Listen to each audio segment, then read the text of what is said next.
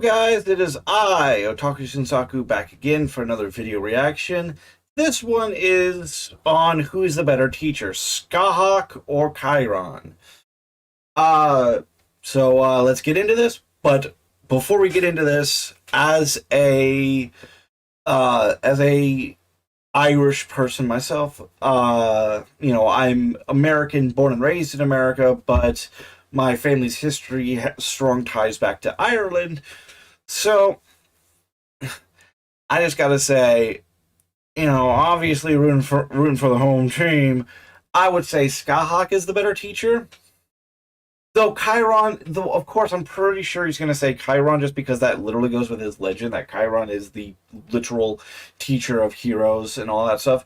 But Scathach, again, when it comes to teaching, can take a normal human. Because again, Chiron had the benefit of teaching like Greek heroes who had literally the blood of gods in them. They were like demigods anyway. So even without Chiron's teachings, his students were going to be beyond powerful anyway. Left to their own devices, his students were going to be beyond powerful in comparison to normal mortal men anyway. Whereas Scathach, if hypothetically you were able to get taught by her, she could take a completely normal human and through her teachings as well as the runic as well as the runes she could place on your weapons and armory, and equipment and all that, she can boost you up to basically be someone who could fight on the level of servants. So you could be completely normal, right? You could be completely normal, born and raised to literally even a non-Magus family. And if somehow you were able to survive her training and teaching with you, she could inscribe onto your very skin, your armor, your weaponry, runes that can boost you up, and it's not just the runes, but it's also the strategy she could teach you in fighting, so that you can fight potentially even on the realm of a minor servant. We're not saying like a major servant. We're not saying that you're probably going to fight King Arthur, but you could fight probably at least an assassin class servant. So, not to put anything against you. So it's pretty common that we talk about all these warriors and the feats that they portray, but it's not very often that we speak on the people that led them there. And that's pretty much the thread. Who is considered the better teacher between Chiron and Scathach? Now, right off the bat, I feel like this is kind of unfair just given what we know. Without looking back, I would have to say Chiron, easy. But there are a lot of things to take into account. What they taught actually, who were the people that they taught, how many people did they teach, and the feats that are displayed by the people that learn from them in the series. Now, the perception on the last one is a little bit loose because really could just boil down to favoritism and who they want to show more, but it's still something to take into consideration. But we're going to take it back to the myth and we're going to see. We're going to start with Scathach, looking at the myth. But he said that if Cuchulainn would go to Scathach, the woman warrior that lived in the east of Alban, his skill would be more wonderful still, for he could not have perfect knowledge of the feats of a warrior without that. So immediately the background introduces Scathach as the pinnacle. She is one of, if not the greatest teacher to exist in Irish myth, flat out. And even here it says to learn under her would be equivalent to achieving perfect knowledge. So you can't even really call yourself the best unless you learn under her, at least in terms of being on the battlefield. I know Chiron taught multiple things, but his reason for saying this was that he thought if Cuchulainn set out, he would never come back again. Through the dangers he would put around him on the journey, and through the wildness and fierceness of the people about Scathach. That's another thing. On top of the territory that she exists in, and we're going to get into that also, she essentially has preliminaries before you even get to her. The territory around her is set up in a way that you're most likely going to lose your life just trying to meet up with her, and if that doesn't do it, then you have the people that are around her her that will clap you instead. Remember the whole point of Ku getting sent out, one of which being to maximize his ability and court Emmer, but Fergal was trying to set him up, and the general idea is that most people that try to go out to her are not gonna make it. That's how tough it is just to get to her in the first place. So for 4 days they roll over and they get to the island. Then he met with the young man and he said his name was Ioku, and they talked together, and Cucullin asked him what was the way to Scathach's dun, or her fort, so to speak. The young man told him the way, across the plain of ill luck that lay before him. And he said that on the near side of the plain, the feet of men would stick fast, and on the far side of it, every blade of grass would rise and hold them fast on its points. And he gave him a wheel, and he bade him to follow its track across the one half of the plain, and he gave him an apple along with that, and he bade him to throw it, and to follow the way it went till he would reach the end of the plain. There's a lot of things happening here. Very often with teachers and media in general, a lot of the training is just getting there in the first place. That's really the whole point. And so he meets up with this guy. If you don't meet up with this person, then you're not going to know. And so a lot of people came over here and didn't meet up with this person that's guiding Ku, and naturally they ended up dying because of it. Because how would they get across the plain if they didn't have those fail safes involved? The first test looks to be one of cognition and awareness. The awareness not to just jump into the situation without testing the waters, without testing the circumstance. And then the cognition will be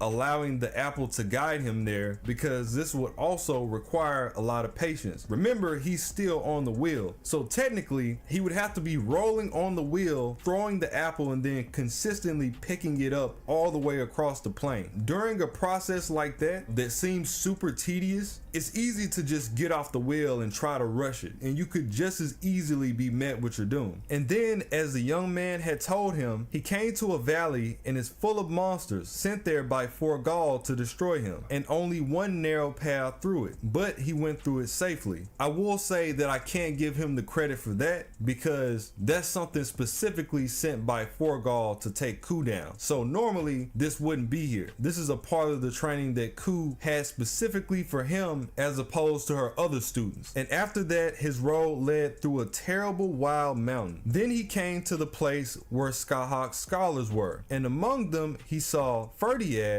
son of Damon, Niolis, Ainle, and Ardon, the 3 sons of Usnach. By the way, that Ferdiad is Ku's foster brother that he ended up fighting to the death later on down the road. He asked them where was Scathach. In that island beyond, they said. What way must I take to reach her? By the bridge of the cliff, he said. And no man can cross it till he has proved himself as a champion, and many a king's son has got his death there. And this is the way the bridge was. The 2 ends of it were low, and the middle was high, and whenever anyone would try to leap on it, the first time it would narrow until it was as narrow as the hair on a man's head, and the second time it would shorten till it was as short as an inch, and the third time it would get slippery till it was as slippery as an eel of the river, and the fourth time it would rise up high against you till it was as tall as the mast of a ship. So there's a lot of different things being tested here. I think the clearest one is adaptability,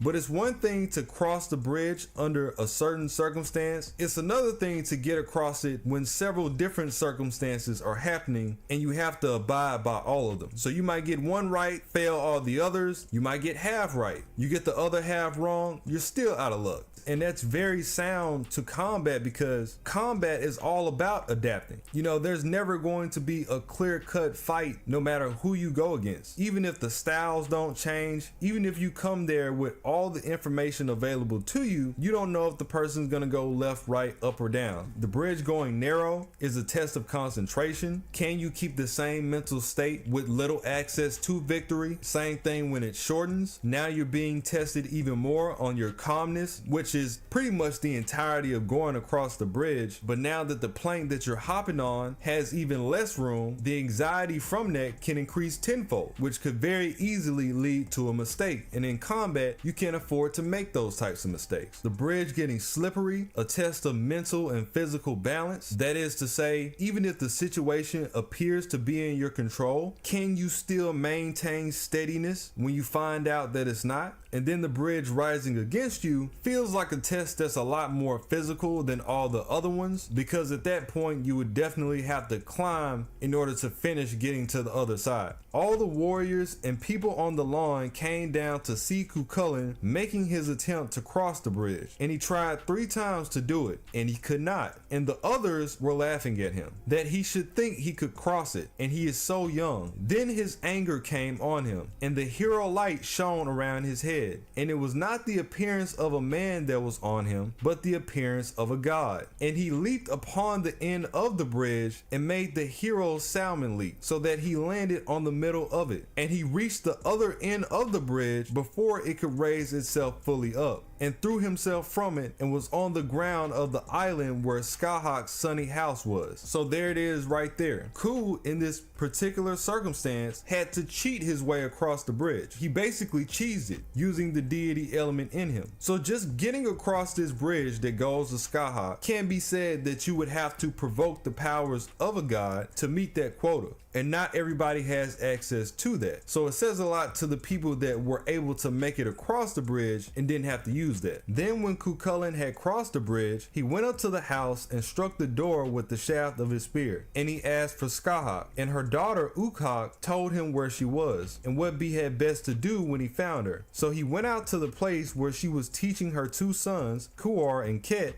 under the great yew tree, and he took his sword and put it between her breasts, and he threatened her with a dreadful death if she would not take him as her pupil, and if would not teach him all her own skill in arms. So she promised him she would do that. So Ku, even while he's still young, not only made it to the castle, kicked the door down, then threatened Scathach's life in order to get his lesson, saying that he wants to know everything, which makes a lot of sense considering that he ended up being the best student that she had. So it goes to show that Ku is pretty much the only student that received that level of training, and that stands for a lot when you consider who was the better teacher, because she only had 1 student on that extremely high level, when we know that Chiron had multiple, which at that point he gets into the war with Aoife, beats the people on her side, and then Scathach comes back and teaches him what he asked for. After that, he stayed for another while with Scathach until he had learned all the arts of war and all the feats of a champion. A war began between herself and Aoife. The armies were going out to fight, but Cuchulainn was not with them, for Scathach had given him a sleeping drink that would keep him safe and quiet till the war would be over, for she was afraid some harm would come to him if he met Aoife, for she was the greatest woman warrior in the world, and she understood enchantments and witchcraft. Tight Moon, you know what to do. The way Scathach poses it, Ku wasn't even supposed to beat Aoife, nor was he supposed to be in the fight, and he actually exceeded his training. So he really turned out stronger than he was supposed to be.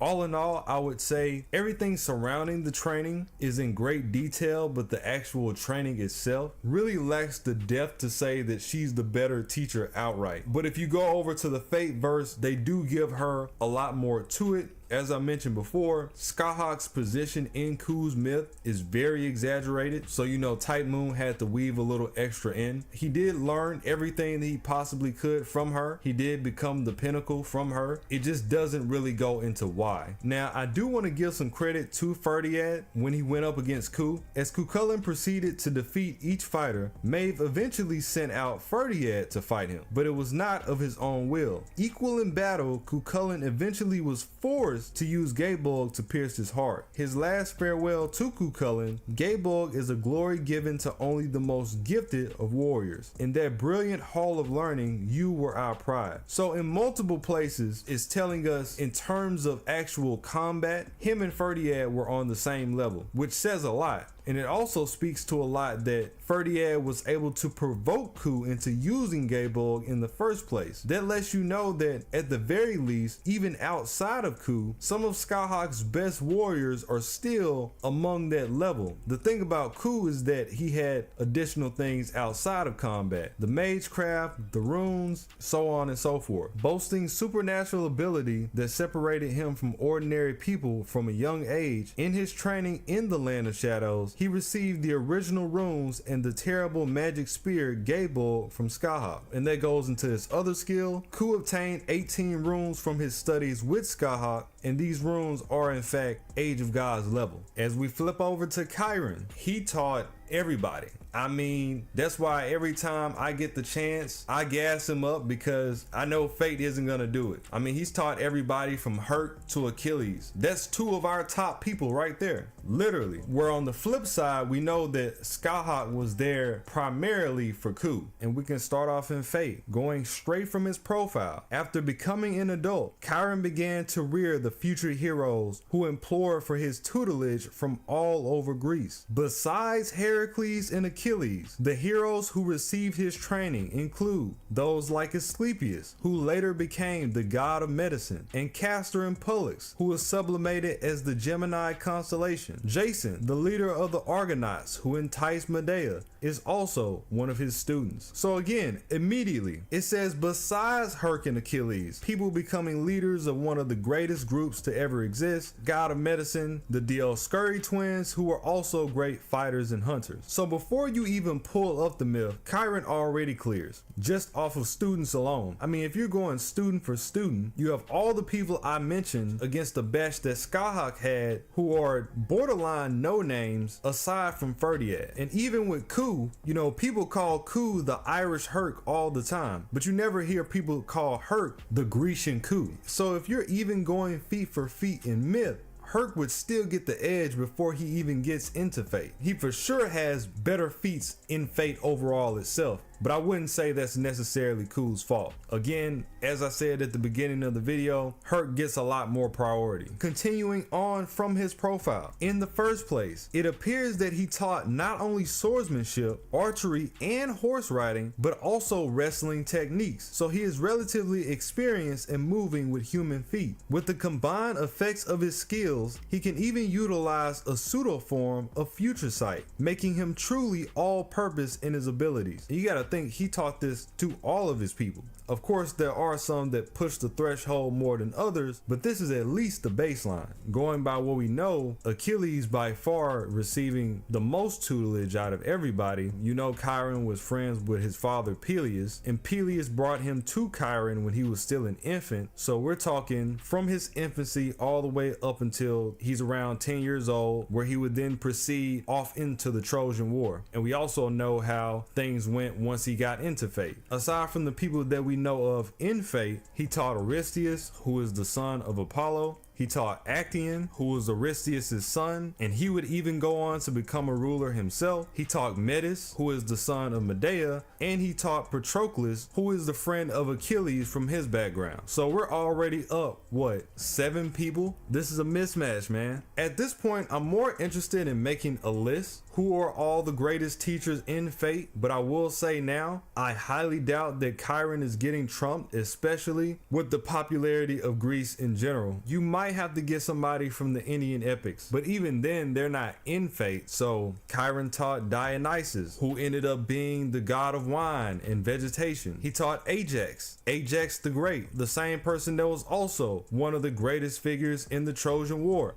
Emmius Rhoius, that same Rhoius that he copies, the original shield that belonged to Ajax. I mean, if we're just going off magnitude of the students alone, Ku can't carry all the weight. He did incredible for what he had to work with ever since he was a child, but it still was all only him. You know, all Ferdiad really did was serve under Maeve. If you look at Scathach's voice lines, she herself talks about Chiron's teaching. I've heard that this so-called Chiron is also a mentor of heroes. If so, then there are some things I'd like to discuss with him. Pretty much implying she too would like to see what he has going on with his regimen if she's paying attention to the people that fell under him. If you look at the interlude for Achilles, you had a portion where Achilles was saying that his training wasn't hard enough. So Chiron said bet and made this man dodge arrows for 24 hours straight. I am not exaggerating. And we covered this in his Don't Sleep. Then for the next 24 hours from this moment onward, I want you to dodge every single one of my attacks. Achilles is 8 at the time, by the way. 8 years old. So you can just imagine the types of training that he's putting on people that are older. Not to say that they will be exactly the same as Achilles, because Achilles was literally fated to be a certain caliber, and he had one of the greatest relationships with Chiron. But you still have to give note to that. Next thing I knew, Chiron was shooting hundreds of arrows at me in that narrow cave. I still remember what he said. Don't worry, once you can alter the trajectories of 10 out of every 100 arrows, you'll be dodging all of them in no time. It should be well within your capabilities thanks to that superhuman speed of yours. And so this training was clearly fine-tuned to Achilles, but the very fact that he put him through that, even fate itself regards how crucial he can get. It also shows that even though Achilles had genetic favor, there's still a lot of skill involved with his speed. It's not just like,